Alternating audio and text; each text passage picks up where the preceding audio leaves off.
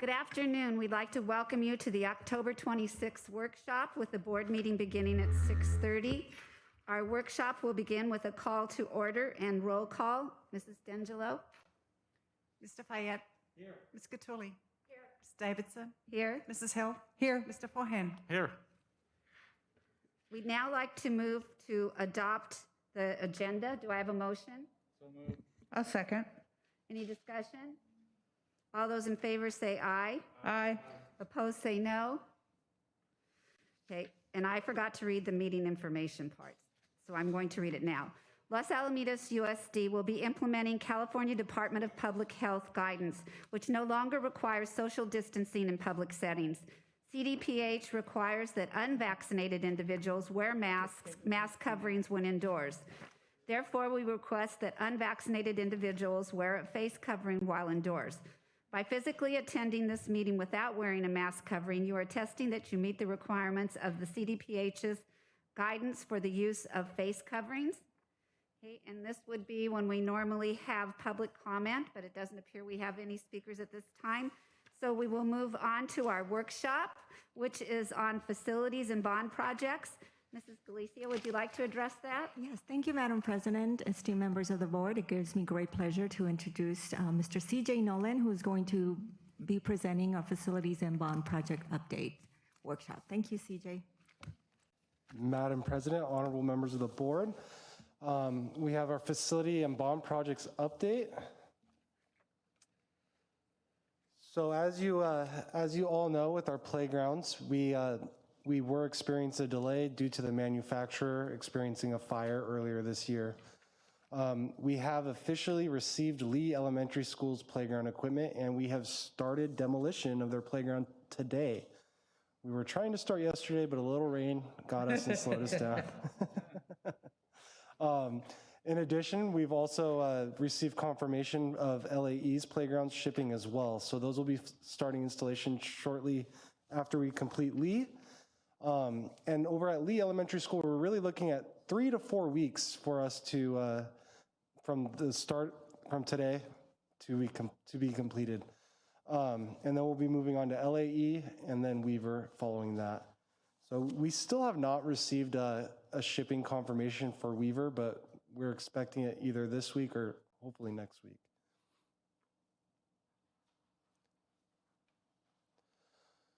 Moving on to the high school multi-story STEM building.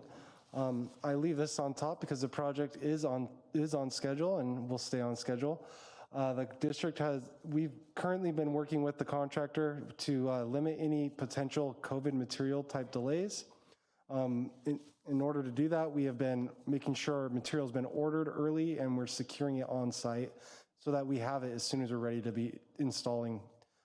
Mostly it's electronic items such as like our HVAC units or fire alarm devices. Anything with electronic components right now is we really want to make sure we have it ordered ahead of time. We're also currently collecting quotes for building furniture, and we will be reviewing that with the site administration team and other stakeholders, including all of you, as soon as we are able to collect those quotes and get more defined samples.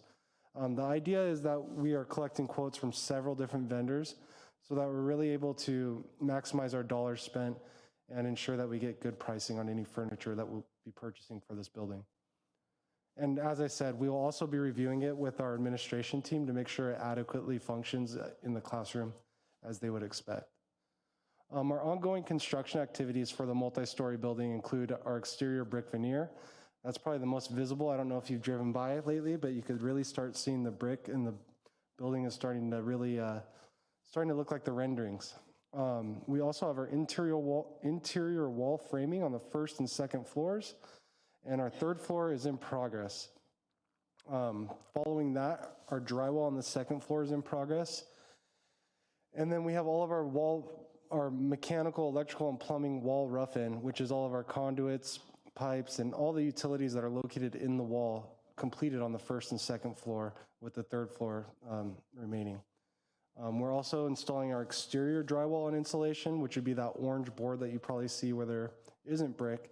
A lot of it's being covered up though now as well. So I also wanted to take some time and go over some of the finishes. We did review these about, I want to say about a year and a half ago. So what you see at the top three are luxury vinyl tiles, or LVT. Really the first two gray options are our primary and secondary floor tiles. And that oak wheat you see on the right is really an accent wall that's really only located in the front lobby of the building. And as we go through, you'll see in the renderings where some of these items take place. We have our two types of carpet. One is our primary like classroom or our primary conference room and office carpet, while the others are corridor, more heavy traffic carpet on the right. CJ, thank you. So does that mean that the classrooms will have carpet? They'll have vinyl? They'll have vinyl tile, correct. And the hallways where most of the students will be vinyl as well? In the upper floors, yes. In the admin area, behind the front lobby, it'll be carpet. It'll be carpet, okay. Correct. And the carpet that we are using is it's called a carpet tile system, which works out really nice in terms of maintenance, because if there's a stain or an area that is worn, you could just replace that one tile instead of having to get a whole roll for the room. Right. Okay. Thank you very much. No problem. And here's some other plastic laminates. A lot of this goes on our casework. We have a lot of different casework throughout the multi-story building, where we have some of our more office type finishes, which is more of the wood. And then our classrooms really have the more grays and whites to accent the floor tile and everything else. And you'll see those in the renderings coming up. So this next part is actually pretty cool. We have QR codes on each of these. And if you have time later, or if you wanted to now, if you scan that QR code, it'll actually give you a 3D visual of the spot.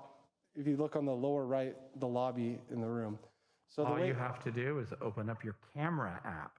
You don't need a special app, just open up your camera and scan it.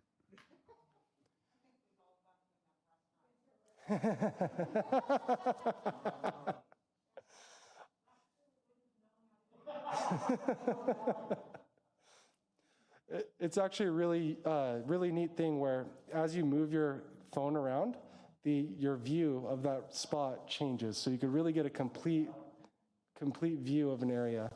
And we have several areas that we'll just kind of run through. This first one is our lobby area. So if and when you do use that QR code, you'll be able to see our entire lobby in any direction you would like.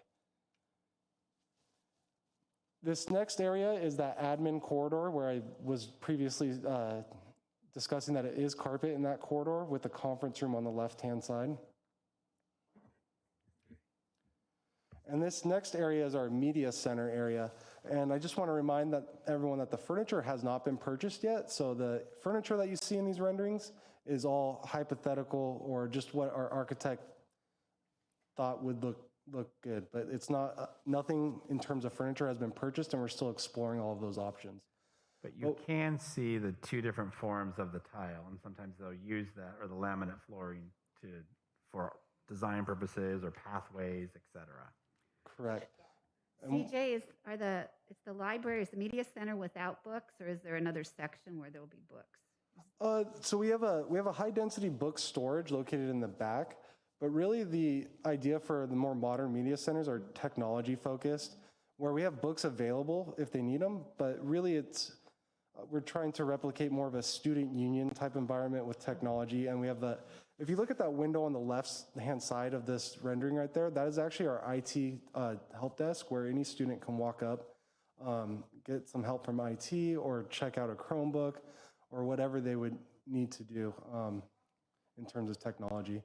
Also, that was some changes the high school did a couple of years ago, when they were starting to looked at the book circulation, and it really was not being utilized through students coming in, certainly through teachers, through the media center, because they'll get the volumes of different literature stories that they're using directly through the media center. So underneath that giant stairwell is part of the area of the large media center book storage area.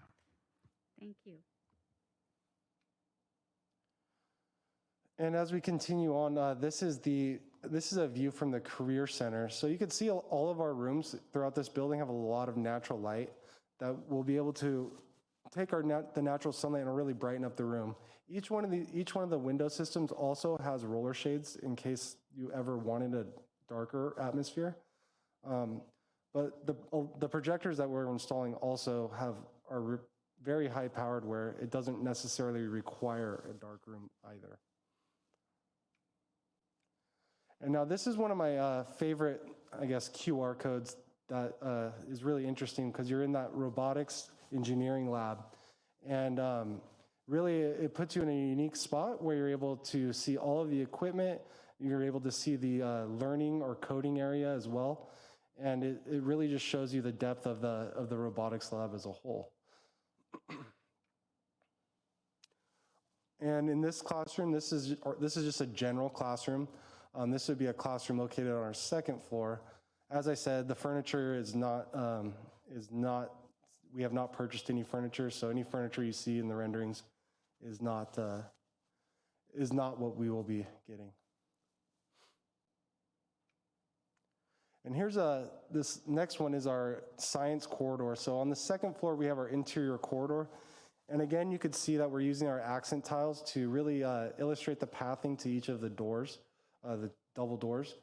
So it's called accent pathing, where we have our primary vinyl tile, and then we have accent pathing leading to each set of doors to each classroom.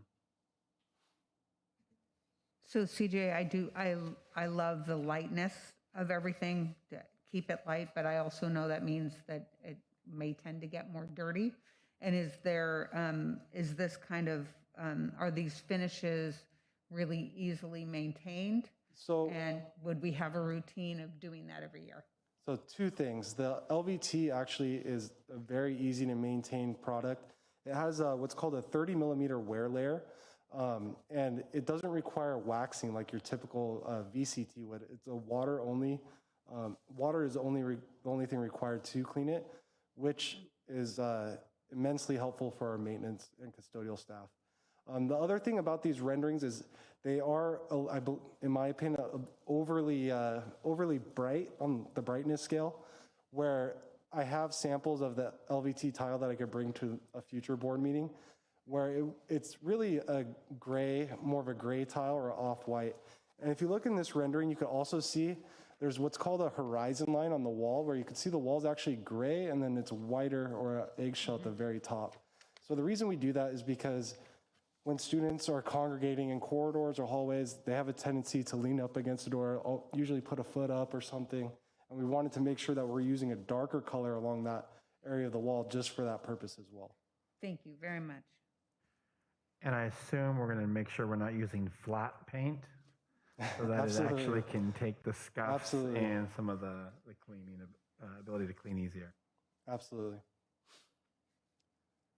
And now this QR code will give you a link to one of our science chemistry labs. So again, this is not the furniture that we will be having, but it really gives you a full view of what these classrooms will look like in the large teaching space. In this rendering, you can actually see that the classroom has 2 projectors on either side of the front of the room, with the teacher having a teaching space in the center as well. And all of that area is usable whiteboard as well. And as we move on, I wanted to take a picture of our current progress of the multi-story STEM building. And actually, from this picture taken a week ago, it's much more complete than even this with all the brick veneer. But I really wanted to highlight where you see the orange lift in front of the robotics lab, that is exactly where the robotics lab is located, and the overhead door is located as well. So one of the things that we've been doing is really working with our teaching staff to confirm and double check that these rooms are set up in the most optimal way for them to teach our students. For example, we're looking at things like furniture orientation, where the casework is, where the projectors are. You could see in the bottom portion of that drawing, there's a teacher's desk in the bottom left. So that gives him an opportunity to both monitor students while they're coding at a computer, or monitor someone working on equipment, which will be stored on the left-hand side as well. So the big open area on the left-hand side of that room is where all of the robotics equipment, laser cutters, and other type of engineering equipment will be located. So this is our engineering class as well, if you can think of some, Mr. Martin Valenzuela's class.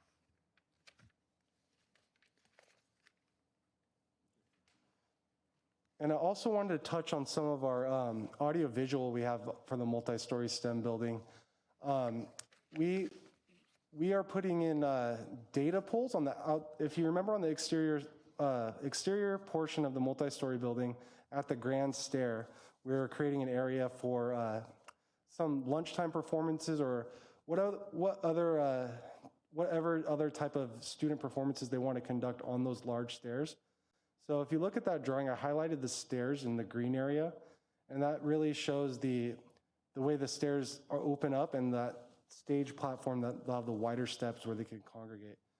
And for sound, data, lighting, and speakers, we have 2 event pole locations along with another input location located directly on the stairs. So the event poles will have they have data connections, power connections, microphone connections, speakers, and lights that can be kind of reoriented how you would want to for the given space.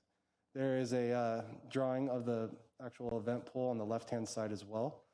And you could see that the second event pole is actually located right outside of the Performing Arts Center too. So it really kind of ties in the 2 buildings together. So the Performing Arts Center is in the top right portion of that drawing. CJ, I have a quick question about so it's like a kind of ugly question, but on level 1 where you have the big glass windows, is there a way to evacuate into the building if there was a threat on campus? Like an active shooter type Yes. event? So the media center does have all glass windows, but if you went to the interior portion of the building, there would be plenty of space for students if they had to. We also So have these several. these rooms, like this one at level 1, can be, there are doors for them to evacuate to the interior.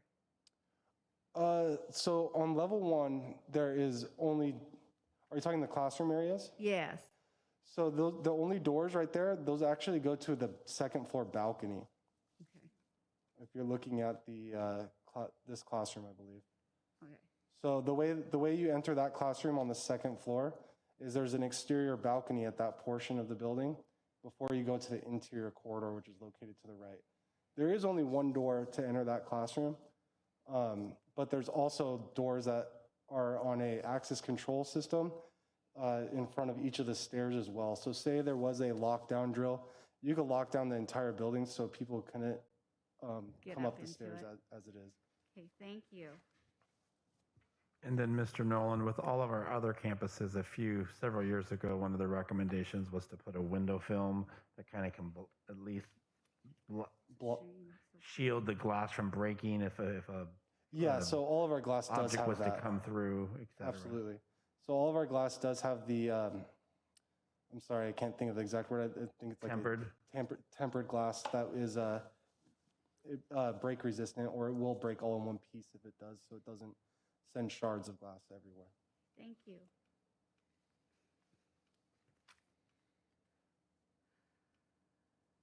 So here's some pictures of the progress that we were mentioning earlier of the exterior brick veneer. Like I said, these pictures were taken about a week ago, but we've made a lot more progress than this if you've driven by. And this is the 3rd floor framing where we're just finishing up most of our framing of the 3rd floor. So the way we've really been concentrating on the construction of this building is going from the ground up, 1st floor, 2nd floor, and then finishing our framing out on the 3rd floor. And you can see this is actually the 2nd floor where we have drywall being installed, and these are actually entrances to some of our classrooms. If you recall in some of the previous renderings, this would be some of those entrances that were in blue to the classroom. The drywall is just green right now. It'll be mudded and it'll be painted the appropriate color once we get to that point. And moving on to our district-wide solar projects. So we've continued to hold bi-weekly meetings with our solar contractor. And we've been submitting to all of the regulating agencies that we are required to begin construction on these. Initially, we've submitted to the California Geological Survey, and we are just now starting to receive approvals, which is actually faster than we originally anticipated. And then we have also submitted all sites to DSA, the Division of the State Architect, for approval. We are also right now starting to receive initial comments back. The way it typically works with DSA when you submit drawings is that they will review them, they will issue comments, and then we have to respond or make corrections, and then typically we would get approval following that. So with that timeline, we're really looking at being able to start as early as spring or summer of 2022. It's really difficult to phase it as of now because we don't know which ones will actually be approved first. But our main concentration is that any solar array that is located in a parking lot will most likely have to be done over the summer just to not interfere with our staff and our students and just the overall logistics of the campus.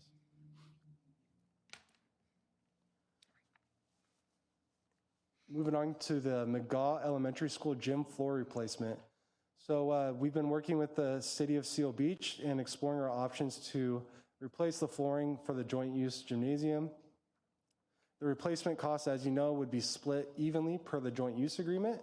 And the existing floor, we're able to confirm it's from the original construction of that gym. So it is quite old.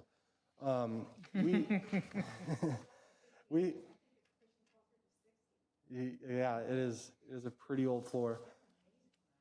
So we initially were looking at a CMAS proposal for this work, and then we decided to look at a low bid, and we were able to receive a low bid for $214,162. And also over the last few weeks, we were able to get comparable cost data from other neighboring school districts. It's a little difficult because this is an older floor system than what other school districts are currently installing, but we were able to really talk to some of the contractors and talk to the other districts, and it looks like this is a fairly competitive price or very competitive price. So in addition to that, this is actually on the board agenda and recommended for award this evening.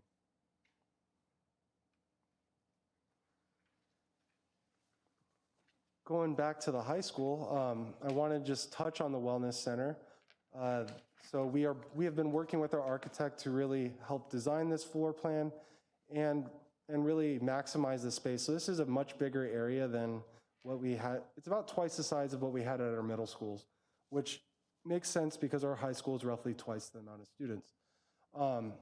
With the finishes as part of this Wellness Center, we're really going to be trying to mimic the finishes that we're installing in the multi-story building. That way we're able to have steady maintenance throughout the campus, and will actually also serve as an area that could be looked at as part of our future modernization, or what a future modernization may look like if we wanted to proceed with those items as well. So the room itself consists of 2 counseling offices, and we'll be constructing 2 restroom modifications. Right now, those restrooms are, I believe, pre-K restrooms. So they're relatively small. So we're going to make those adult restrooms. And we're really going to try to open the space up by removing a lot of the existing casework in that area. If any of you have been in that room, you would know it's somewhat of a home ec room where there's a lot of casework, a lot of sink areas, and a lot of things that might not really fit in well with a well space. Was it the preschool? Was it the preschool area? I believe so. And of course, in this area, we'll be having new finishes throughout, including flooring, paint, tack wall, and marker boards. And then just a reminder, LAIF has been a wonderful partner and helped pay for the construction cost of the well spaces at McAuliffe and Oak Middle School. They have committed and are definitely want to help support this. We don't have a bid yet, so we don't know how much, but I know that they're committed to contributing a significant amount towards the construction of this. And at our wellness ribbon cutting ceremony, both OCDE and Chalk expressed an interest to be able to find some way to support us in this endeavor as well.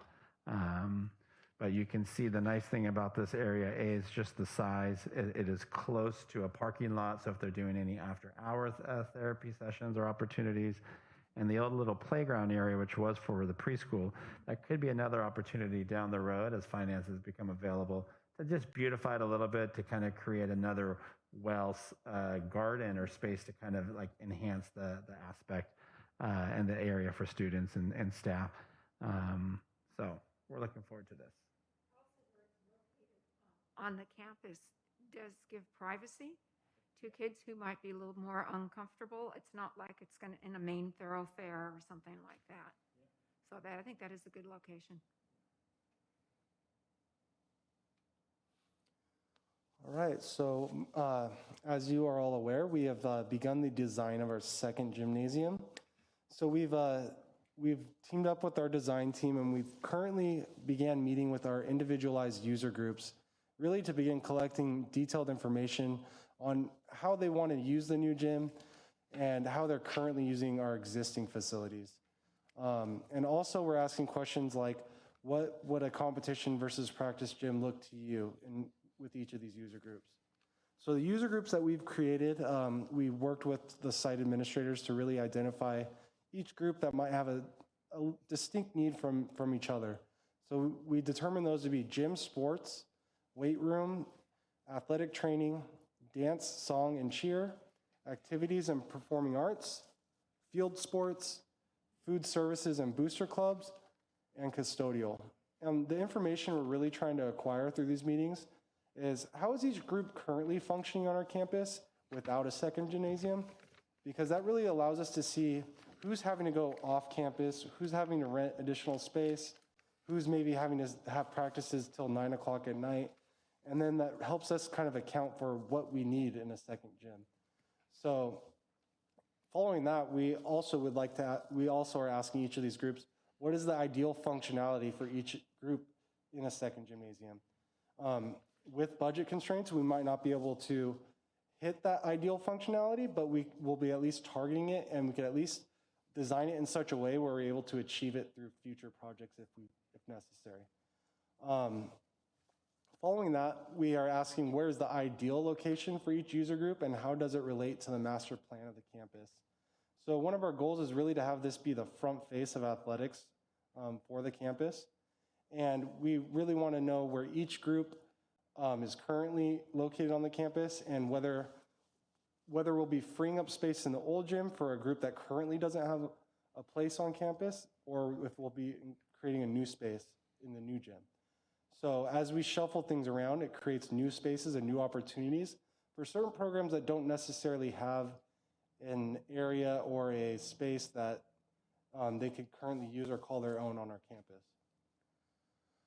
And then we're also asking each group in terms of what are the audio and visual technology requirements for each user group, because we do, in constructing in the 21st century, we do want to make sure that we are acknowledging the modern technology needs, and we're building structures that will not only last 50 years in terms of structural integrity, but also in terms of future-proofing it for technology as well. So CJ, so you have the area highlighted, correct, in this photo. And so I know that on the, I'm going to say it's the south side, may not be the south side, but on the side closest to the parking lot. So we have a really nice entrance there now that was created when the I know exactly field was put in there and that kind of thing. Will that area, and then there's also that really nice, like, kind of staging area that's got the concrete on it that people, and I think they put up food stuff there sometimes. Will those areas stay the same? Is this just the general location? It is more of a generalized location. Now, it doesn't mean those areas might have to be adjusted somewhat to create a copacetic feel, like so that the campus blends together. But it should, in generally, stay the same. Because the vision is, and I know that I was part of the initial gymnasium when we were looking at it, and a couple of the architects, and I'm not sure that that's not the one we necessarily went with, but they really did have that vision of really making that a focal point as you pulled into the parking lot to Right. set the stage for that. So would that be moved more forward, or are we still, that's still in So negotiation? we haven't really finalized those details right now. We have seen our architect's initial rendering, but it's not necessarily a spot that we would like to start our design from. What we really want to do is collect the input from all of our user groups and then kind of create a schematic design and then revisit things. A lot of times when you're designing, and if you start from a rendering, it almost puts you in a position where you're working backwards and you're trying to make groups fit a space instead of creating a space for our groups. And That makes total sense. Thank you. no problem. However, that was West Group, and that is the group, the architect firm that we are using for Okay. the gymnasium. And they really did have a vision to create an athletic approach to the campus, as well as we have the academic approach when you think about the multi-story building Yep. from the front. And so, and you can see from this rendering that you have all of much of our athletics literally right there. Our first gym, the aquatic center, our fields. If you go a little bit further off, you have the tennis courts and then the wrestling room, and then obviously our track and field. So some of that will also be dependent upon our budget. Because remember, we do have more needs than bond dollars, so we'll have to really prioritize how to maximize that space, but be able to provide good flow of ingress and egress is definitely something that we are in discussions and factoring in through all of this as well. Great. Thank you very much. That's very helpful. I already mentioned this to Dr. Pulver, and I know he's communicated with you. And if anybody is watching what we're saying, I really want to say this out loud. Coming from a very strong volleyball family, if you could make the gym ceiling higher as opposed to on the lower side, because it just breaks my heart when those kids go to get the ball, it goes off the ceiling, and then it goes all haywire, and they can't get to it. That's when I think the students will hurt themselves when they're playing volleyballs, when they're climbing into the bleachers trying to get the ball. So I'm just putting it out there is that I would like to have the gym ceiling as high as reasonably possible. Absolutely, and that is the type of input we were receiving from a lot of our coaches, and yep, and it even goes to how we will have the rescinding basketball hoops too. So a lot of times that is what gets in the way. So we're having those discussions and we're doing everything we can. But as you know, sometimes the higher you go, you're adding more cost too. So we're also going to stretch our dollars in the best. But yes, it is absolutely something, and I thank you for bringing that to our attention. CJ, do we have a possible date for the wellness center to open at the high school? So we are trying to schedule an over-the-counter appointment with DSA. So that project has to be reviewed with the Division of the State Architect. We're looking to have that over-the-counter appointment in November, with starting construction hopefully over winter break and bleeding into spring of next year. Those rooms are no longer being used, correct? No, they're not currently being used. So some of the construction time will be dependent upon if we have to go out to bid, if we're able to use a CMAS, if we're able to Correct. use Erickson Hall as part of an extension of what we're currently doing on the multi-story. So we're looking at a variety of different ways to accomplish that once it comes through. Are we still looking at the gym size in terms of the 3 competitive courts and seeing how much we have to work down? Are we still allowing a footprint that wouldn't? Absolutely. Okay. So thank you. from this point, we are designing everything to be a 3-court. Really, at this time though, we're taking a lot of input from all these different user groups, and then we're going to reconvene and make a kind of refreshed schematic design with all this input that we're learning from our staff and these user groups that really need the space. So, but one of the primary things we've heard from everybody is 3 courts is very critical, just because there's so many groups that we have currently renting out other facilities just for court space. Thank you, and thank you for asking all these questions of the people who will be most engaged in it. That's really appreciate that. Thank you. No problem. And I believe lastly, we have the Los Alamitos High School track and field scoreboard. So our existing scoreboard is no longer to be repaired and will require replacement. It is a very old scoreboard that currently they don't even make the equipment to repair it fully anymore. Originally, if you recall, we were trying to make the new video or high resolution video scoreboard as part of the gym project and really trying to determine where we want to locate that. But in the meantime, it's come to my attention and through working with the site that our scoreboard is almost in a state now where it's not necessarily able to function correctly for even maybe a single game sometimes. And what we've done is we've talked to our typical scoreboard manufacturer, and we've received quotes for being able to utilize the existing steel columns and replacing it with a like scoreboard, not the exact one because they don't even make that one anymore, but the modern year of that scoreboard. And luckily, it's relatively inexpensive. We have quotes for installation and the scoreboard totaling approximately $20,000. By installing this, it'll allow us to have a functioning scoreboard while we design the second gymnasium and really identify the best location for that high resolution video scoreboard. As we build the second gymnasium, you'll see that the location of this scoreboard will actually be near that footprint as well. So we want to make sure that we're not duplicating efforts, but we also need to maintain the equipment that we have and keep a track and field that's able to cater to our sports teams as well. As you might recall, we talked about the 3 scoreboards, other than the one in the aquatic center that was part of the aquatic center project. But it was the softball and the baseball that we've replaced. This one really can't wait. The gym will probably take 3 years to 3.5 years, if you remember the timeline. And this is probably our most aging one that needs the most repair. So we do want to take a look at upgrading it now because we need this for the next 3 years. And then think about really where we would, because those scoreboards, the other ones, 150, 120, 170, depending upon the project.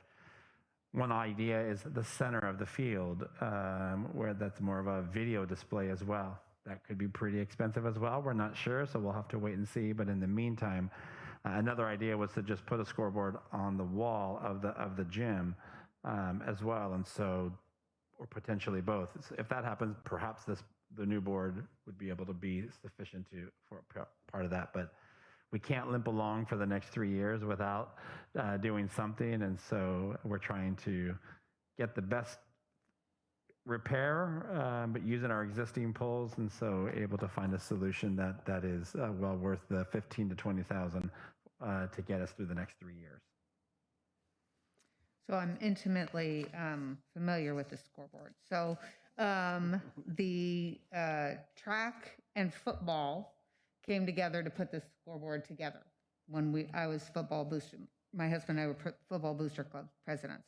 So I noticed that it says football scoreboard. So are we also going to have, will it also be soccer and track be able to use it as well? And will it have those, whatever those fields are they need for those things? I believe it is used currently for soccer. I'll double check with the site, but okay. If it's the case where it's not, I would think it would be an obvious investment to make sure it's able to cater to all of our sports teams. And Coach Howard was also part of that when we did it. I feel so great about you saying how old it was. I appreciate that, CJ, so much. And then the other thing is that it does say John Barnes Field on it. Mm-hmm. And I don't know if are we going to be able to do that or customize that, or will we do that somewhere else? We may. For now, we just did a generic board for now to take a look at it. And I think any new thing we'll have to really certainly take a look at what we currently have and how we name our fields. Okay. Thank you. All right. Well, if there's no further questions or comments, thank you very much for your time. Thank you. That was excellent. Thank you so much, CJ. Thank you, CJ. Thank you, Olivia. It was wonderful. Okay, so that ends our workshop, and we will go into closed session and return at 6:30.